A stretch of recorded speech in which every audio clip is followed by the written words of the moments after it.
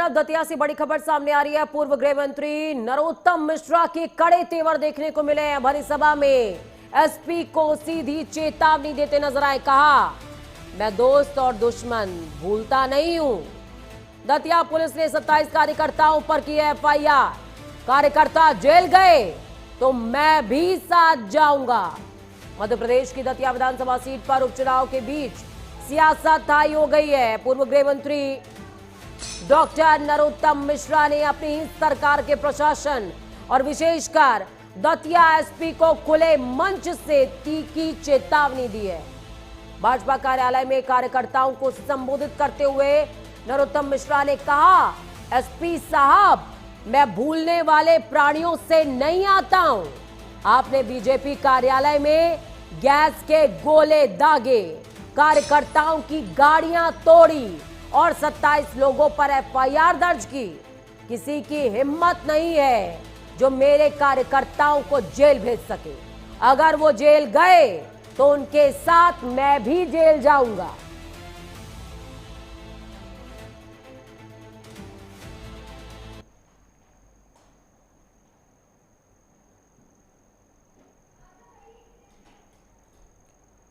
तो देखिए, ये बड़ी अपडेट आपको बता रहे हैं। नरोत्तम मिश्रा ने सीधे तौर पर निशाना साधा है और खुले मंच से उन्होंने कहा कि किसी की इतनी हिम्मत नहीं है जो मेरे कार्यकर्ताओं को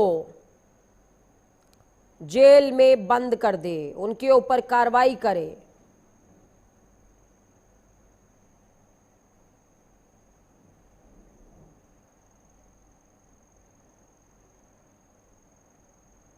तो ये बड़ी अपडेट आपको बता रहे हैं।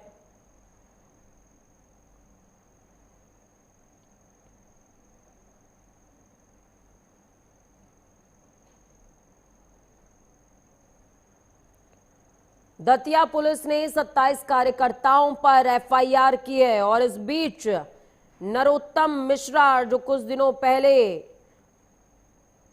भावुकता से विह्वल होकर आंसू बहाते नजर आ रहे थे, वही नरोत्तम मिश्रा मंच से तेवर दिखाते नजर आए हैं। उन्होंने सीधे तौर पर एसपी को कहा कि किसी की इतनी हिम्मत नहीं है कि मेरे कार्यकर्ताओं पर कार्रवाई करे, उन पर एफआईआर करे। अब इस पूरे मामले में सियासत भी हाई हो गई है।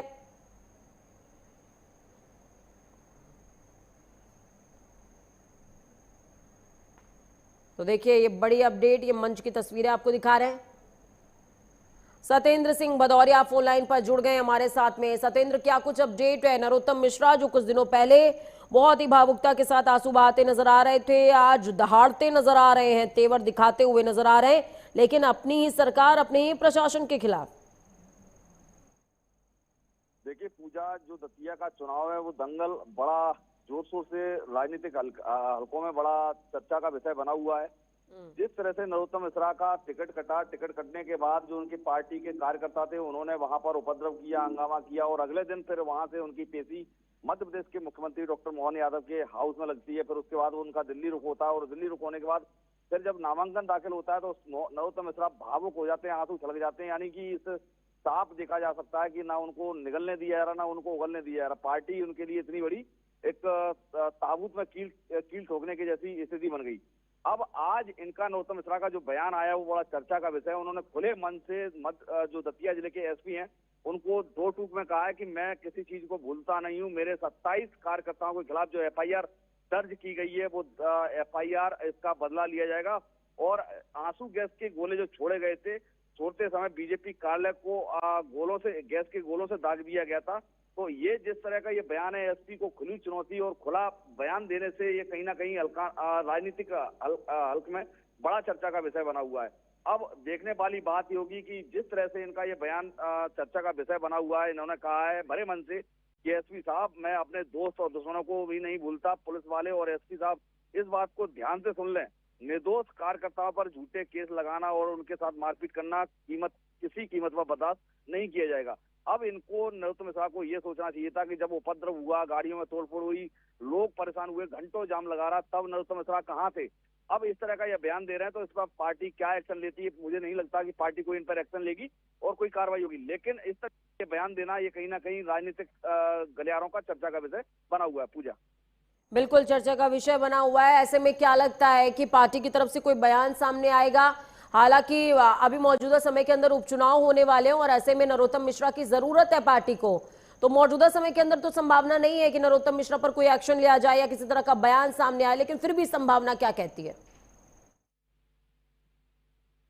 देखिए पूजा, नरोत्तम मिश्रा कहीं ना कहीं एक कद्दावर नेता हैं और जब दतिया में 3 बार विधानसभा चुनाव जीत के मंत्री भी रह चुके हैं, और गृह मंत्री भी रह चुके हैं। तो ऐसे में इनका जो बयान है वो बड़ा एक कौतूहल का विषय बना हुआ है। इनका बयान जो था वो सरकार को घेरते हुए, अभी हालांकि कोई सरकार की तरफ से कोई प्रतिक्रिया नहीं आई है और ना ही मुझे लगता है कि पार्टी कोई प्रतिक्रिया देगी, क्योंकि आशुतोष तिवारी वहाँ बीजेपी से विधायक चुने गए हैं, उम्मीदवार चुना गया है उनको।